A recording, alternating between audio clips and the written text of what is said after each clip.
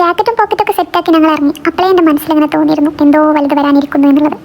ഒന്നും മൈൻഡാക്കാണ്ട് ഏതായാലും നമ്മൾ ഇറങ്ങിയില്ലേ, അപ്പോൾ പിന്നെ ഇനി നഞ്ഞ് കുളിച്ചിട്ടാണ്ട് വരാൻ വിചാരിച്ചിട്ട് ഇറങ്ങിയതായിരുന്നു. പക്ഷെ നമുക്ക് കവറിൻ്റെ വീഡിയോ കിട്ടിയില്ല. അതായത് വീഡിയോ കണ്ണുകൊണ്ട് കാണാൻ പറ്റുന്നുണ്ട്, പക്ഷേ ക്യാമറ കണ്ണുകൾക്ക് അത് ഒപ്പിയെടുക്കാൻ കഴിഞ്ഞില്ല. ക്യാമറയുടെ ഒരു വലിയ പോരായ്മയായിട്ട് തന്നെ ഞങ്ങളത് കണക്കാക്കുന്നു. ഏതായാലും പോയ കാര്യം നടന്നല്ലോ എന്നുള്ള സന്തോഷത്തിൽ ഞങ്ങൾ തിരിച്ചു വരികയായിരുന്നു. പക്ഷേ വലിയ ഒരു ദുരന്തമായിരുന്നു ഞങ്ങൾ കാത്തിരുന്നത്. വേറൊന്നുമില്ല, ഞങ്ങൾ 2 വണ്ടിയിലാണ് പോയിട്ടുണ്ടായിരുന്നത്. അതിൽ ഒരു വണ്ടി ബാറ്ററി ഡൗൺ ആയി.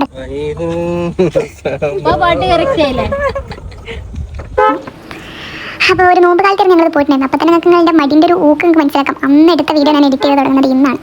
ഏതായാലും ഞങ്ങൾ കുറച്ചു നേരം പല രീതിക്ക് ഇരുന്ന് നോക്കി. പോളിടെക്നിക് പഠിച്ച ആളൊക്കെ ഇത് നോക്കണ്ടായിരുന്നു, വലിച്ചിട്ട് നമ്മൾ കാരറ്റ് വലിച്ചു കൊണ്ടുപോകും മറ്റേ വണ്ടിയിട്ട് എന്നൊക്കെ പറഞ്ഞിട്ട്. പക്ഷേ നമ്മൾ വിചാരിച്ച പോലെയല്ല, പ്രകൃതിയും യൂണിവേഴ്സൊക്കെ നമുക്ക് എതിരായിരുന്നു. അതുകൊണ്ട് നമ്മൾ കുറേ നേരം അവിടെ ഇരുന്ന് മറ്റൊരു ബാക്കിലേക്ക് തള്ളി മുന്നിലേക്ക് തള്ളിയൊക്കെ വണ്ടി മാക്സിമം പുറത്തെത്തിക്കാനുള്ള പരിപാടിയൊക്കെ എടുത്ത് നോക്കി. നമ്മൾ കൊതുവാടി കൊണ്ട് നമ്മൾ അവിടെ ഇരുന്നു. കുറച്ചൊക്കെ ഉന്തി തള്ളിയൊക്കെ കൊടുത്ത് നമ്മളെ കൊണ്ട് പറ്റുന്നതൊക്കെയാണല്ലോ ചെയ്തെടുത്തു. പക്ഷേ നമുക്ക് ഒരു നിർവാഹമില്ലായിരുന്നു.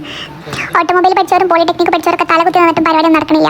പിന്നെ നമ്മൾ ആദ്യം കാക്ക വന്നു, മൂപ്പരെ ഹെൽപ്പ് ചെയ്തു. അത് കഴിഞ്ഞിട്ട് ഒരു ടീം ആൾക്കാർ വന്നു, മൂപ്പരൊക്കെ ഹെൽപ്പ് ചെയ്യാൻ നോക്കി മാക്സിമം. ബട്ട് നോ രക്ഷ. അങ്ങനെ പിന്നെ പൂച്ചസാറും പട്ടിസാറും ഒക്കെ ഞങ്ങളുടെ അവസ്ഥ നോക്കിയിട്ട് പാവല്ലേ ചങ്ങായിമാരെന്നുള്ള രൂപത്തിൽ നോക്കുന്നുണ്ടായിരുന്നു. എത്ര നോക്കിയിട്ടും കാര്യമില്ല, ഞങ്ങളുടെ അവസ്ഥ ഇതായിപ്പോയി. സോ നിങ്ങളെല്ലാവരും ഞങ്ങളോട് ക്ഷമിക്കുക. അവരവർക്കും കൂടി ഞങ്ങൾ കളഞ്ഞു എന്ന് വേണം പറയാം. അവിടെ നിന്ന് വേറെ സഹായമനസ്കരായ ആളുകളൊക്കെ നമ്മൾ പിന്നാലെ വന്ന് നമ്മൾ ഹെൽപ്പൊക്കെ ആക്കി. ലാസ്റ്റ് നമ്മൾ കാറിൽ 6 ആളാണ് കുത്തിക്കയറി പോയത്. എങ്ങനെ നടത്തിയെന്ന് അറിയില്ല.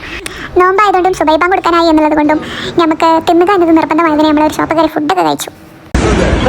ഓർഡർ ചെയ്തിരിക്കണേ പൊറോട്ടയും ചിക്കനും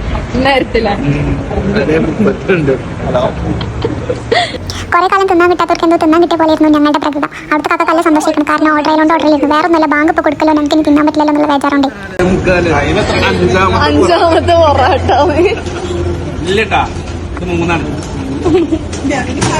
സംഭവം വേറെ ഒന്നുമില്ല, ഇനി ബാങ്ക് കൊടുത്തിട്ടുണ്ടെങ്കിൽ ഒന്നും തിന്നാൻ പറ്റില്ലല്ലോ. അപ്പോൾ കിട്ടിയതൊക്കെ വാരി വലിച്ച് ഞങ്ങൾ തിന്നിട്ടായിരുന്നു. ജിമ്മ് പോകാതെ കളിയുണ്ടോ ഇത്? ചുട്ടോ ഞാനല്ല ഞാൻ കുറച്ച് തിരക്കില്ല.